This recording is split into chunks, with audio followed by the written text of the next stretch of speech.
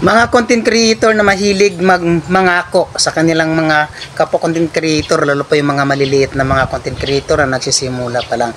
Karaniwan sa mga sinasabi ng mga content creator na ito, huwag kang magugulat kung bigla dumami ang followers mo. Tambay ka sa bahay ko para dumami ang followers mo. Isang count me in mo lang, tambak ang followers mo. Risbakan tayo. Follow to follow. Follow ka, send star kita. Di ba? Yan yung malimit na sinasabi ng mga content creator ng mga scammer. No?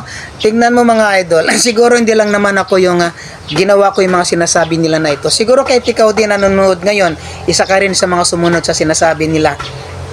Tambay ka sa bahay mo, dadami ang followers mo. Alam mo kung bakit nila sinasabi nilang tumambay ka sa bahay mo? Kasi panunuorin mo yung mga video nila.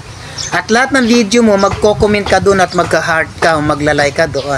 Siyempre, dadami ang kanilang views at kanilang like at ang kanilang engagement. Kasi nakatambay ka doon sa bahay nila, di ba? Pero tignan mo, idol, kahit pustahan tayo, ito nagsasabi sa iyo ng ganyan, hindi ka binalikan. Kung binalikan ka man, siguro iisa o dalawa lang ang bumalik sa'yo. Pero sinasabi nilang tambay ka sa bahay ko para dumami ang followers mo, siguro hindi totoo yan. Kasi malamang kayong mga nanonood sa akin naniniwala ko sinasabi ko na yung mga yan ay mga scammer. Diba? Tambay ka sa bahay ko para dumami followers mo. Dadami ang views niya sa kayong engagement niya kasi nakatambay ka lahat ng videos niya pinanood mo. Huwag ka magugulat kung dadami followers mo basta tumambay ka sa bahay mo. Di ba? Ganun yung mga scammer na mga content creator eh. Di ba? Isang count me in mo lang, dadami followers mo. O siyempre ikaw, manonood ka ng video mo doon manonood ka ng video niya. Bang nagka-count me in ka doon, yung pumapatak yung video niya, tumatakbo yung video niya. Siyempre yung views niya nadadagdagan. Siyempre ikaw nagka-count on me ka, follow ka ng follow doon sa mga nagko-comment doon sa video niya. Pabalik-balik na nagpipli yung kanyang video. Kaya parami yung kanyang views at kanyang heart.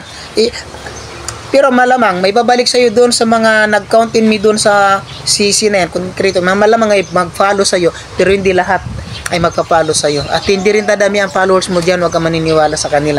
Talagang kumukuha lang sila sa simpatiya. Tayo malilit na mga content creator, ginagamit lang tayo ng malalaking content creator na yan para lalong dumami ang kanilang views at kanilang engagement. 'Di ba? Risbakan tayo. So siyempre tayo, gusto rin natin dumami yung views natin at saka ating followers. Magre-risback tayo, magpa-follow tayo, follow tayo doon. Pero anong nangyari? Hindi ka babalikan ng content creator na yan na nagsasabing follow tayo, hindi ka babalikan yan, idol. Kaya wag ka maniniwala dyan. Diba? Yung mga yan kasi, mga manggagamit yan eh. Ang daming dumadaan sa newsfeed ko na yun ang sinasabi nila, ang dami ko nang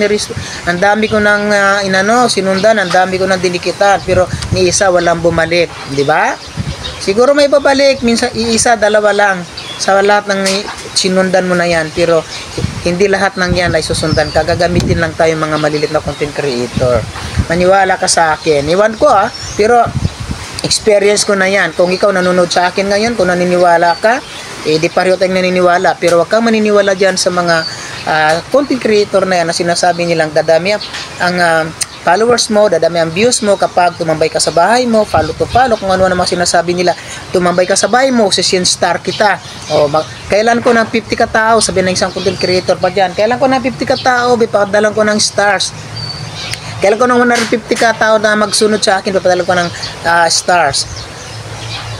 Ikaw kaibigan, nanonood ka sa akin, ginawa mo yon, pinadalan ka ba ng star?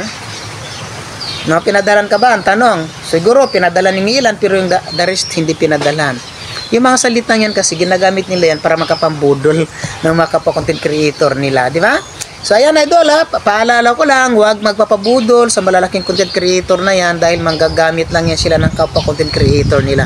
So kung nagustuhan mo yung video na ito, follow and share.